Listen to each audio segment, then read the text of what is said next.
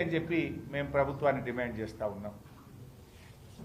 ఇకపోతే ఈ మధ్య బట్టి విక్రమార్క గారు గోబల్స్ను మించిపోతా ఉన్నాడు. ఆయన గోబల్స్ను కూడా మించిపోతున్నాడు. అసెంబ్లీలో అప్పుల విషయంలో అబద్ధాలు మాట్లాడిండు. బీఆర్ఎస్ హయాంలో జరిగిన అప్పు కేవలం 4,17,000 కోట్లు మాత్రమే. కానీ 6 లక్షలని 7 లక్షలని 8 లక్షలని పూటకో తీరుగా బట్టి గారు మాట్లాడినారు. నిన్న మహబూబ్ నగర్ జిల్లాకు పోయింది బట్టి గారు. నాగర్ కర్నూలులో నిన్న మాట్లాడుతూ అట బీఆర్ఎస్ హయాంలో ఒక్క ప్రాజెక్టు పూర్తి కాలేదట, ఒక్క ఎకరానికి నీళ్లు ఇయ్యలేదని మాట్లాడతాడు. మాట్లాడేటప్పుడు కొద్దిగా సోయన్న ఉండాలి. నువ్వు నిలబడ్డ నాగర్ కర్నూలులో, మీరు మాట్లాడిన మహబూబ్ నగర్ జిల్లాలో బీఆర్ఎస్ హయాంలో 4,000 కోట్లు ఖర్చు పెట్టి 6,50,000 ఎకరాలకు నీళ్లు ఇచ్చాం.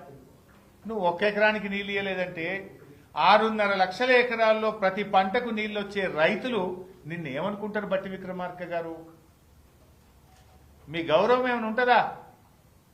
నువ్వు మాట్లాడిన ఒక మహబూబ్ నగర్ లోనే 6.5 లక్షల ఎకరాలకు నీళ్లు ఇచ్చాం. ఎన్నో ప్రాజెక్టులు పూర్తి చేశాం. మీరు పడావు పెట్టిన పండబెట్టిన ఆర్డీఎస్ కు పూర్వ వైభవం తెచ్చినాం. తుమ్మిళ్ల లిఫ్ట్ పెట్టి ఆ ఆర్డీఎస్ లో 40,000 ఎకరాలకు నీళ్లు ఇచ్చాం. చెక్ డ్యాములు కట్టాం, చెరువులు బాగా చేశాం.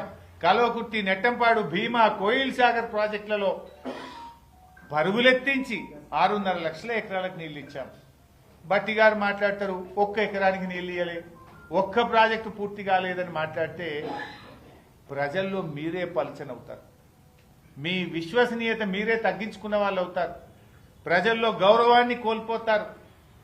సోయి తెచ్చుకొని మాట్లాడండి. కావాలంటే నేను బహిరంగ చర్చకు సిద్ధం. బట్టి గారు, ఒక్క ప్రాజెక్టు పూర్తి కాలేదు, ఒక్క ఎకరానికి నీళ్లు ఇయ్యలేదని నువ్వు అన్నావు కదా, ఎక్కడికి రమ్మంటావు? మధిరకు రమ్మంటావా? ఖమ్మంకు రమ్మంటావా?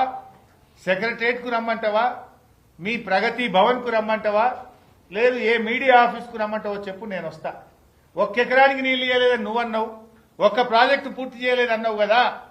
ఎన్ని ఎకరాలకు నీళ్లు ఇచ్చినామో, ఎన్ని ప్రాజెక్టులు పూర్తి చేసినామో లెక్కలతో సహా నేను వస్తా. మీరు సిద్ధమా అని నేను అడుగుతా ఉన్నా.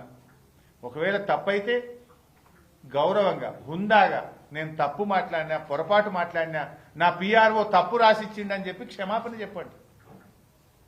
కానీ ఇట్లా వేగ్గా అసెంబ్లీలో అబద్దాలే, బయట కూడా అబద్దాలు మాట్లాడితే ప్రజల్లో మీ విశ్వసనీయత పోతుంది, ప్రజలు మిమ్మల్ని నమ్మకుండా పోతారని చెప్పి బట్టి గారిని నేను కోరుకుంటూ సెలవు. Thank you.